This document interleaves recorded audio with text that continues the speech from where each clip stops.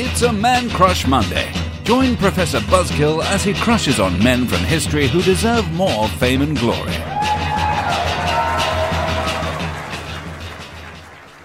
Yes, indeed, Buzzkillers. It's Man Crush Monday. In fact, it's our first Man Crush Monday, our inaugural Man Crush Monday. And Buzzkiller number one is here with us to launch this big ship. Professor Nash is here in the Buzzkill Institute. How are you, Professor?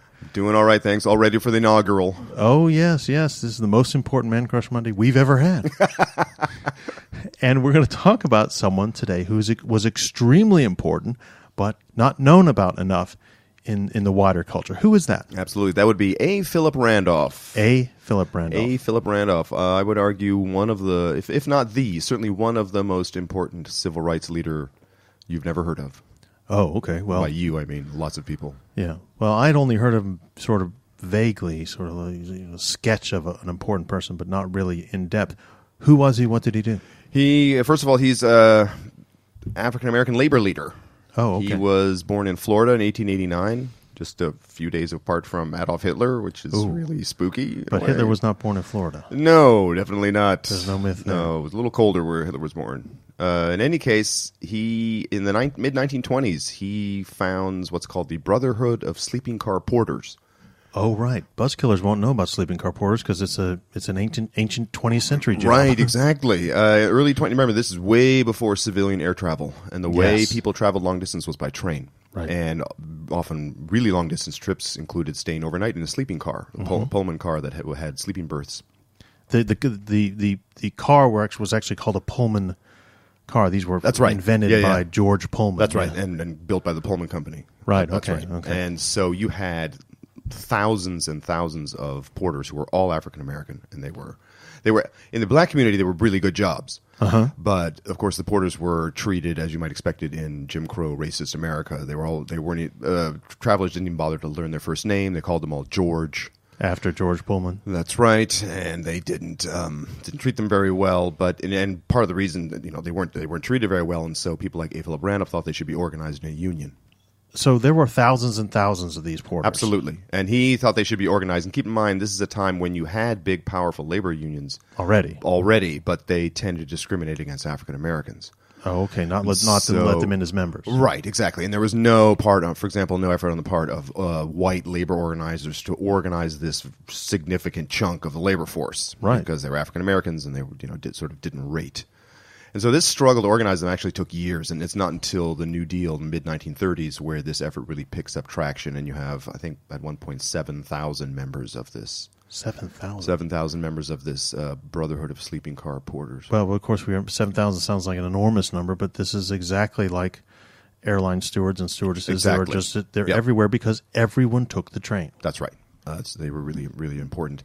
So fast forward to 1941, when his... the role I'm going to talk about really sort of becomes a thing, because people should remember that in the lead up to Pearl Harbor, the United States is already rapidly expanding its defense production.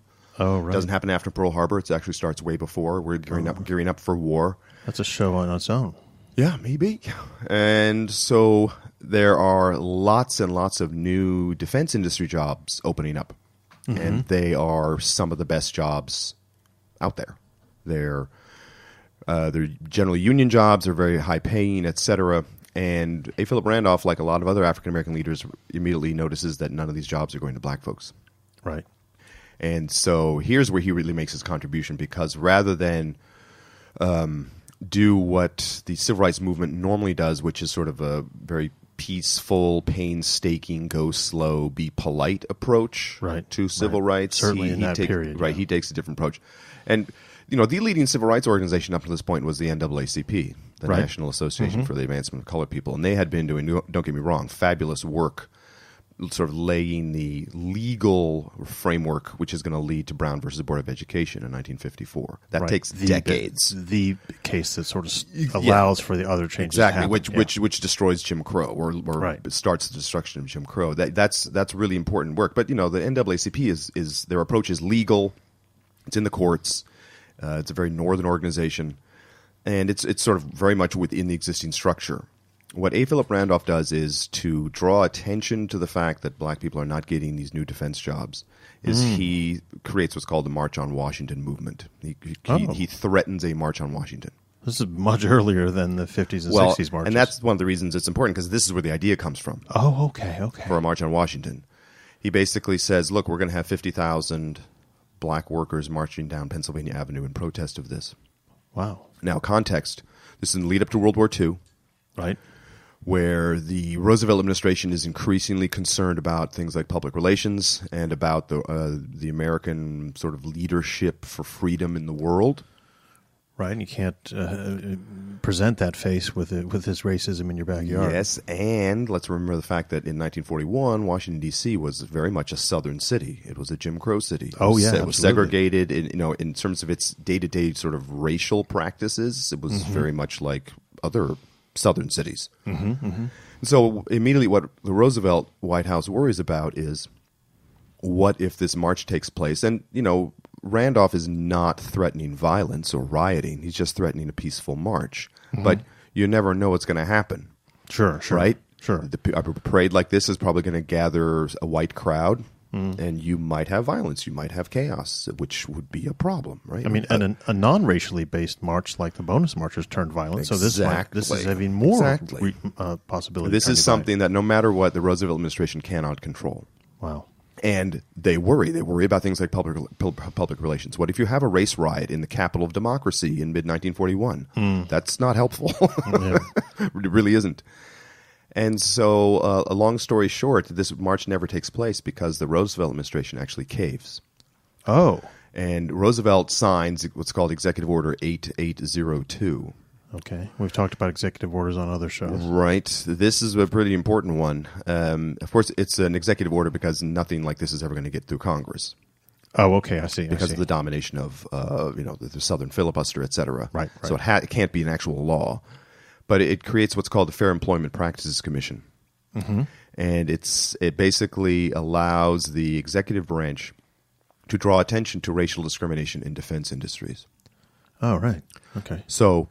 And during World War II, it goes into effect, and what it does is it can draw attention to violators of fair hiring practices. It can make them look bad, hope to shame them into changing their ways. Right. It has no legislative teeth because it's not legislation. They can't actually force any company to hire a black person or withhold contracts. Oh, yeah, exactly. Okay. They can't. They're not even close to doing the things that they can do today. Right.